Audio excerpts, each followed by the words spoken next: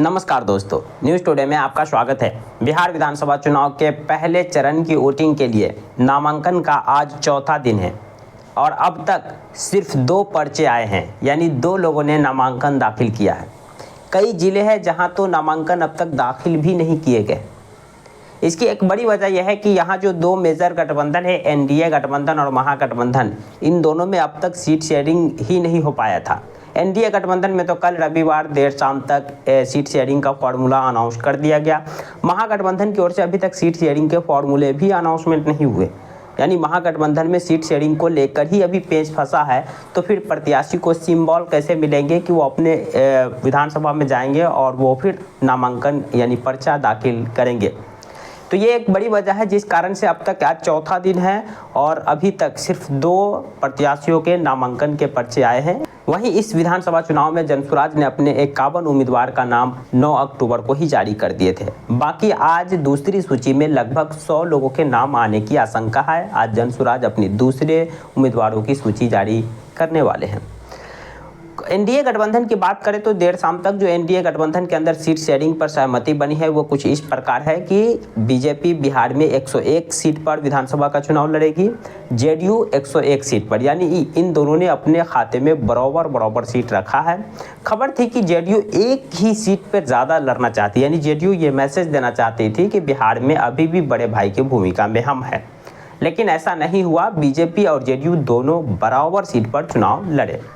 यहाँ पर कह सकते हैं कि जेडीयू को थोड़ा सा झुकना पड़ा। जेडीयू चाह रहे थे कि इस बार कम से कम एक ही सीट सही, लेकिन हम एक सीट पर ज़्यादा चुनाव लड़ेंगे, लेकिन बीजेपी ने कहा कि चलिए दोनों आदमी हम बराबर पे चुनाव लड़ते हैं। तीसरे नंबर पर चिराग पासवान के कारण ही सबसे ज़्यादा पेच फंसा हुआ था। चिराग पासवान को 29 सीट पर मना लिया गया था। चिराग पासवान 40-35 वगैरह सीट मांग रहे थे। धीरे धीरे कर ये काफ़ी लंबा नेगोशिएशन चला, काफ़ी लंबा बातचीत चली, काफ़ी ज़्यादा मान मनोबल चला और 29 सीट पर चिराग पासवान को मना लिया गया। जीतन राम मांझी जो 15 सीट से कम नहीं मान रहे थे वो 6 सीट पर मान गए और रामविलास पासवान को भी 6 सीट पर मना लिया गया। तो इस तरह से एनडीए गठबंधन के अंदर सीट शेयरिंग पर सहमति बन गई है। किसके खाते में कौन सी सीट जाना था उस पर भी सहमति बन गई है और अब से एनडीए गठबंधन अपने अपने प्रत्याशी को सिंबल भी देना शुरू कर दिया है, यानी आने वाले 1 से 2 दिन में एनडीए के प्रत्याशी अब नॉमिनेशन फाइल करते दिखेंगे। चलिए अब हम महागठबंधन की चर्चा कर लेते हैं कि महागठबंधन में पेच कहाँ फंसा हुआ है। महागठबंधन में जो सबसे ज़्यादा पेच वीआईपी को लेकर फंसा हुआ है।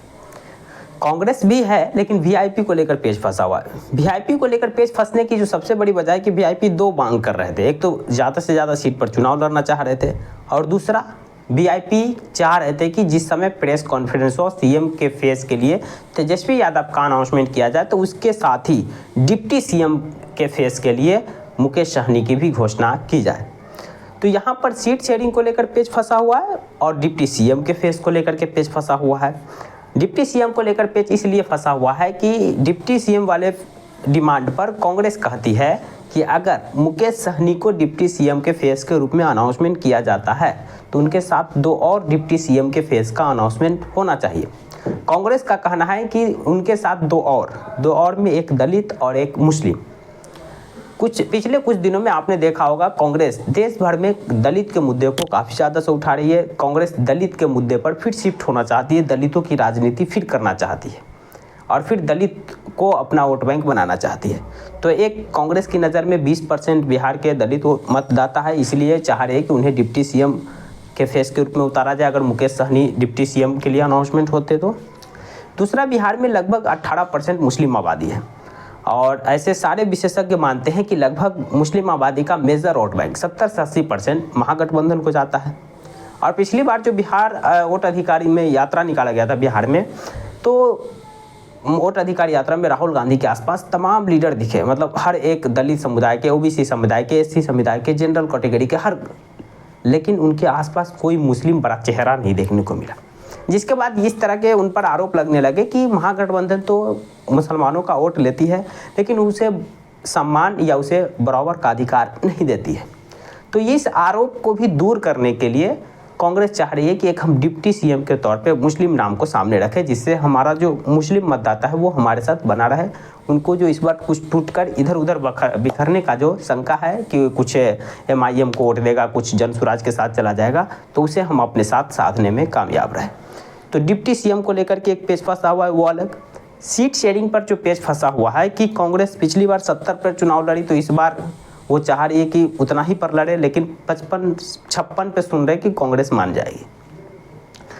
लेफ्ट जो है पिछली बार उसका प्रदर्शन अच्छा था, तो लेफ्ट चाह रहे हैं कि हमारी कुछ सीटें बढ़े। पिछली बार जो माले है वो 19 सीट पर लड़े और 12 जीत कर आ गए। लोकसभा में भी उसका स्ट्राइक रेट अच्छा था, तो माले चाह रहे कि उनकी सीटें कुछ बढ़े। और महागठबंधन के भी साथियों लोग की सहमति इस पर बनी है कि महागठबंधन की कुछ सीटें बढ़ा दी जाए। लेकिन माले की डिमांड तो 40 थी, लेकिन खबर है कि उन्हें 25 तक मना लिया जाएगा। उसके साथ CPI CPM है, उनको जो सीटें मिली थी उन्हीं में 1-2 करके वो एडजस्ट हो जाएगा। बात VIP पर आती है। VIP को लेकर पेच इसलिए भी फंस रहा है कि VIP 60 सीट की डिमांड कर रहे थे। अब जो तेजस्वी यादव की तरफ से उन्हें ऑफर दिया गया वो ये कि 18 सीट का ऑफर दिया गया है। उसमें भी एक पेच क्या फंसा दिया है, 18 सीट में 10 सीट पर ही VIP अपने सिंबल पर उम्मीदवार को उतारेंगे और 8 सीट पर VIP के उम्मीदवार RJD के सिंबल पर उतरेंगे। ये एक बड़ा पेच तेजस्वी यादव ने फंसाया है VIP के साथ। तो ये एक बड़ी वजह है जिस कारण से अभी तक महागठबंधन में सीट शेयरिंग पर सहमति नहीं बनी है। आज महागठबंधन के लीडरों की बैठक दिल्ली में है। कल लैंड फॉर जॉब मामले में तेजस्वी यादव और उनके जो परिवार है उनको दिल्ली कोर्ट में पेशी होना था, तो वो दिल्ली के लिए रवाना हो चुके हैं। आज दिल्ली में कांग्रेस के जो राहुल गांधी है या मल्लिकार्जुन खड़गे हैं उनसे मुलाकात होने की संभावना है और उसी समय सीट शेयरिंग पर सहमति बनेगी, ऐसा खबर आ रही है। तो ये 2-3 मेजर मुद्दे हैं, एक तो डिप्टी सीएम और दूसरा VIP को सीट कितना मिलेगा। तो ये 2 वजह है जिसके कारण महागठबंधन में अब तक सीट शेयरिंग पर सहमति नहीं बन पाई है। लेकिन खबर है कि आज शाम होते होते महागठबंधन के अंदर भी सीट शेयरिंग पर सहमति बन जाएगी। बाकी इस बार के बिहार विधानसभा चुनाव को आप किस तरह देखते हैं, बाइपोलर है या ट्रायंगुलर है, आप अपनी राय कमेंट बॉक्स में जरूर डालें। जानकारी पसंद आई तो प्लीज़ वीडियो को लाइक कर दीजिए, चैनल को सब्सक्राइब कर दीजिए। Thank you for